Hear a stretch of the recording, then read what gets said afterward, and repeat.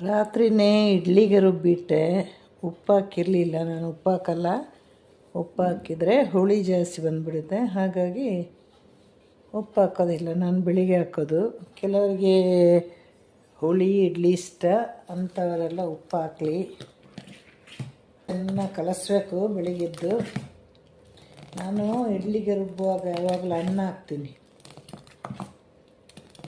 ಹಾಗಾಗಿ ಚೆನ್ನಾಗಿ ಸಾಫ್ಟ್ ಬರುತ್ತೆ. ಸ್ವಲ್ಪ ಜಾಸ್ತಿ ಹಾಕಬಾರ್ದು. ಅನ್ನ, ಸೇಲಂ ರೈಸ್, ಆಮೇಲೆ ಉದ್ದಿನ ಕಾಳು, ಉದ್ದಿನ ಬೇಳೆ ಹಾಕಲ್ಲ ನಾನು. ನೋಡಿ ಸಗಿದೆ ನೋಡಿ. ಇದನ್ನು ತಟ್ಟೆಗೆ ಸ್ವಲ್ಪ ಎಣ್ಣೆ ಸವರಿ ಇಡ್ಲಿ ಮಾಡಬೇಕು.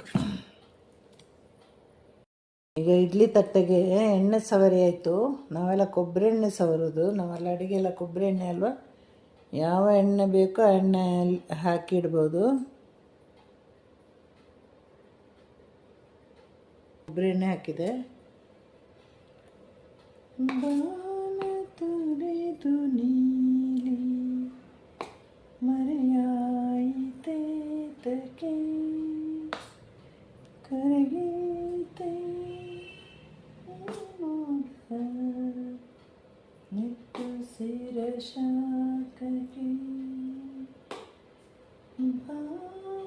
ತುರಿದ ಹಾಡು ಬದಲಾಯಿತೆ ತಕೆ ತಲಪೀತೆ ಮೌನ ನಿನ್ನದೆಯ ತೀರಕ್ಕೆ. ಒಂದು 10 ನಿಮಿಷ ಬೇಯಿಸ್ಬೇಕು. ಇದನ್ನು ಸಾಕಾಗುತ್ತೆ ನೋಡಿ. ಹೀಗೆ ಬೇಯಿಸಬೇಕು. ಒಂದು 10 ನಿಮಿಷ ಬೆಂದರೆ ನಮ್ಮ ಇಡ್ಲಿ ರೆಡಿಯಾಗುತ್ತೆ. ಒಂದು ಟೈಟ್ ಮುಚ್ಚಳ ಹಾಕಿಟ್ರೆ ನೋಡಿ. ಈಗ ನಮ್ಮ ಇಡ್ಲಿ ರೆಡಿಯಾಗಿರ್ಬೋದು. ನೋಡುವಲ್ಲ ನೋಡಿ, ರೆಡಿಯಾಗಿದೆ. ಎಷ್ಟು ಸೂಪರಾಗಿರೋ ಇಡ್ಲಿ ನೋಡಿ. ಒಂದು 2 ನಿಮಿಷ ಹಾಗೆ ಬಿಡಬೇಕು ಇದನ್ನು. ಆಮೇಲೆ ಇದನ್ನು ನಿಧಾನವಾಗಿ ತೆಗಿಬೇಕು, ಆಗ ಕ್ಲೀನಾಗಿ ಬರುತ್ತೆ ಇದು. ಹೀಗೆ ಗಗನವು ಎಲ್ಲೋ ಭೂಮಿಯು ಎಲ್ಲೋ ಒಂದು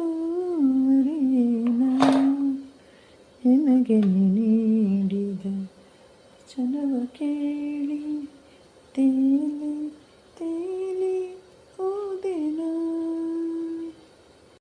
ಈಗ ನಮ್ಮ ಮೃದು ಇಡ್ಲಿ ರೆಡಿ.